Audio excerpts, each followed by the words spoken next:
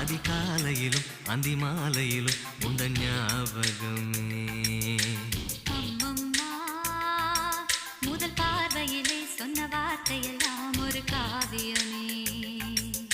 சின்ன சின்ன ஊடல்களும் சின்ன சின்ன மோதல்களும் மின்னல் போல வந்து வந்து போகும். முதல் வந்து உடல் வந்து முட்டிக்கொண்ட போதும் இங்கு காதல் மட்டும் காயமின்றி வாழும். இது மாதங்கள் நாட்கள் செல்ல நிறம் மாறிடும் பூக்கள் அல்ல. மீனம்மா, அதிகாலையிலும் அந்தி மாலையிலும் உந்த ஞாபகமே.